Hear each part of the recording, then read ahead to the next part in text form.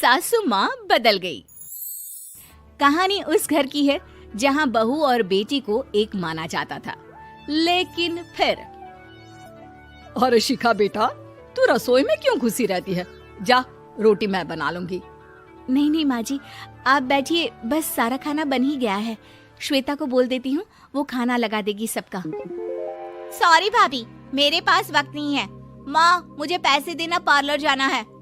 हाँ हाँ चली जाना, भाभी को भी ले जाना। वो भी जाने को बोल रही थी पार्लर, पर पहले ना मदद कर दे उसके खाना लगाने में। देख माँ, वो बहू है। अरे शिखा बेटा, तू रसोई में क्यों घुसी रहती है?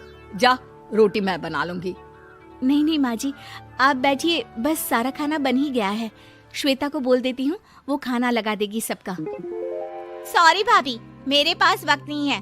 माँ, मुझे पैसे देना, पार्लर जाना है।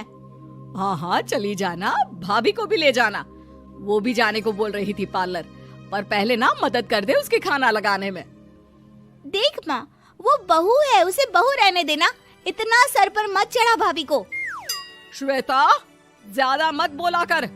बहू और बेटी में कोई फर्क नहीं होता है। जा जाकर काम कर। ननद को माँ का भाभी से इस तरह प्यार करना बिल्कुल अच्छा नहीं लगता। वो बार बार किसी न किसी तरह माँ को भाभी के खिलाफ भड़काती रहती, लेकिन कोई फायदा ना होता। एक रोज, अरे बेटे किशन, जा बहू को कहीं घुमा कर ला। सारा दिन घर में काम करती रहती है। हाँ हाँ माँ, हम लोग जा रहे हैं ना गोवा। अच्छा जी, भाभी ने तो हमें बताया भी नहीं। वैसे तो सारी पंचायत करती है, ये गोवा वाली बात क्यों छुपा गई हमसे? अरे क्योंकि उसे खुद नहीं पता था बहन। मुझे टिकट सस्ती मिल रही थी तो मैंने बुक कर दिया। हाँ शिखा, पैकिंग कर ले, संडे हम जा रहे हैं गोवा। दोपहर में शिखा पैकिंग कर रही थी कि सास आ जाती है। ये क्या बहू, साड़ियाँ? अरे गोवा जा रही है घूमने या फिर शादी में मायके हैं? माँ जी, ऐसा कुछ है ही नहीं, समझ में नहीं आ रहा क्या रखूं कपड़े में। अरे तेरी और श्वेता की साइज तो एक ही है। उसके कुछ मॉडर्न कपड़े ले ले, आकर लौटा देना। हाँ माँ जी, ये ठीक रहेगा। शिखा श्वेता के पास जाती है और उससे कपड़े मांगती है। ना जी ना, मैं अपने कपड़े ना दूं। वैसे भी फैल जाएंगे मेरे कपड़े, बहुत महंगे वाले हैं। शिखा मुंह लटकाकर कमरे में आ जाती है तो सास कहती है, चल तैयार हो जा, तुझे मैं शॉपिंग करा कर लाती हूँ गोवा की। बस फिर क्या था, सास बहू निकल जाते हैं मार्केट और एक से बढ़कर एक ड्रेस खरीद कर घर आते हैं। पहले बता देती कि नए कपड़े दिलाने वाली है भाभी को, तो मैं अपने ही दे देती ना भाभी को, मुझे दिला देती नए कपड़े। देख श्वेता, परिवार का मतलब सबके साथ रहना होता है, ना कि सिर्फ अपना सोचना। वैसे भी तुझे अच्छे संस्कार सीखने चाहिए। और रही बात कपड़ों की, तो शिखा, आज से घर पर भी तू मॉडर्न कपड़े ही पहनेगी। कोई जरूरत नहीं है ये साड़ी वाड़ी लपेटने की। अब क्या था, घर पर श्वेता और शिखा एक जैसे रहते। एक बार पड़ोसन आती है। अरे बेटा, अपनी माँ को तो बुलाना जरा, बात करनी है। शिखा सास को बताती है और रसोई में चली जाती है। ये आपकी बेटी बहुत बड़ी हो गई है, इसके लिए एक रिश्ता है, कहो तो बता दूं। ये बेटी नहीं बहू है, घर में सब एक जैसा ही रहता है। वैसे मेरी बेटी भी बड़ी हो गई है, कोई रिश्ता हो तो जरूर बताना। पड़ोसन रिश्ता लेकर उन लोगों के घर आती है। तब श्वेता की होने वाली सास कहती है, तो ये घर है, कितने मंजिल का है? और ये बहू ने आपकी क्या पहन रखा है, जीन्स टॉप? अरे भाई, साड़ी वाड़ी नहीं है क्या इसके पास? देखिए, सर्दी है तो साड़ी में बहू कैसे मैनेज करती, वैसे पहनती है साड़ी भी। देखिए, हम लोग ठहरे पैसे वाले लोग, कोई कमी नहीं है हम लोगों के पास पैसों की, बहुत पैसे हैं, जमीन, नौकर चाकर, कार, सब कुछ है, लेकिन घर में संस्कारी बहू चाहिए। समझ रही हैं ना आप? सास कुछ कहती कि श्वेता बोल पड़ती है, हाय रे, नौकर चाकर से लेकर जमीन, कार, पैसा, हाँ हाँ मुझे रिश्ता मंजूर है मुझे। अरे रुक जा श्वेता, मैं बात कर रही हूँ ना।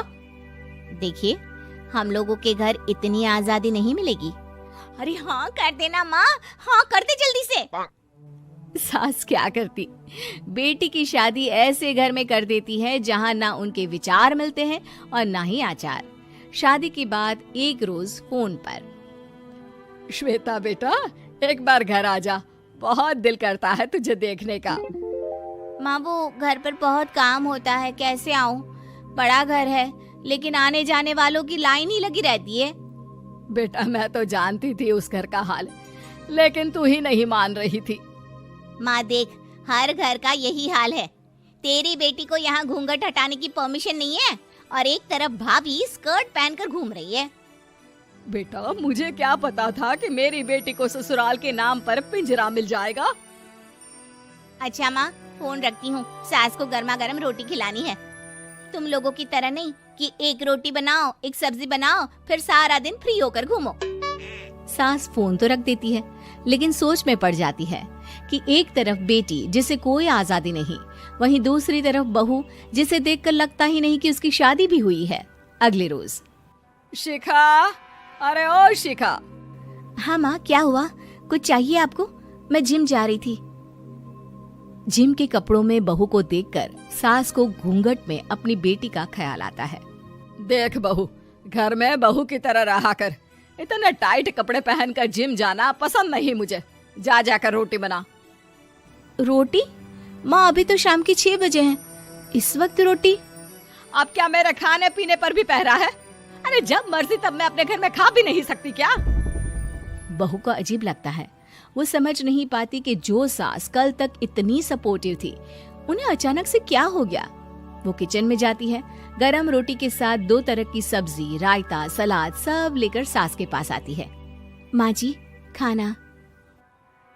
इतना सारा खाना? राक्षस समझा है क्या मुझे? रोटी मांगी थी मैंने गर्मा गर्म बस। पर माँ जी रोटी खाती किससे आप? सब्जी तो बनानी थी ना। अरे भूख मर गई मेरी तेरी बहस से। जा जाकर काम कर, अंदर पूरी रसोई साफ कर। बहू अंदर चली जाती है। थोड़ी देर में श्वेता घर आती है। अरे शिखा जल्दी से चाय ला, पकवान बना, मेरी बेटी आई है। अरे नहीं नहीं माँ, ड्राइवर बाहर खड़ा है। मैं तो घर का कोई सामान खरीदने के बहाने यहाँ आ गई हूँ, मुझे जाना होगा। अरे बेटा पर कितने दिनों बाद देख रही हूँ तुझे, रहने आ जाना 2-4 दिन के लिए। आ जाऊंगी माँ, जब मेरी सास मरेगी तब। मैं तो रोज मन्नत मानती हूँ कि मेरी सास मर जाए तो अच्छा है। अच्छा चल जा रही हूँ माँ। हे भगवान, कैसे कैसे दिन देखने पड़ रहे हैं मेरी बेटी को। सास अंदर जाती है जहाँ श्वेता की जिम वाली सहेली का फोन आया होता है। क्या बात है, आज जिम नहीं आई? अरे पता नहीं यार, आज माँ को क्या हो गया अचानक। पर खैर कोई नहीं, लगता नहीं कि मैं अब जिम आ पाऊंगी। शिखा स्पीकर पर बात कर रही थी जिसे सास सुन रही थी। यार ये सास ना होती ही ऐसी है। मैं तो कहती हूँ बुढ़िया जल्दी मरे और तू आराम से जिए। शिखा को सहेली की बात पर गुस्सा आ जाता है। माँ के मरने की कौन सा बच्चा दुआ मांगता है मोहिनी? आगे से ऐसी बात मेरे सामने मत करना। हमारे घर की शोभा ही माँ है। क्या हुआ जो थोड़ी सख्ती दिखा रही है? उसमें भी कोई ना कोई उनकी भलाई ही होगी। मैं तो कहती हूँ भगवान मेरे जैसी सास सबको दे, जो सिर्फ माँ की तरह है। सास वाली तो कोई बात ही नहीं है उनमें। सास ये बात सुन रही थी। उनकी आंख में आंसू आ जाते हैं कि क्यों वो बेटी की किस्मत में बहू को भी भागीदार बना रही थी। शिखा, अरे ओ शिखा, क्या हो गया? जिम नहीं जाना क्या?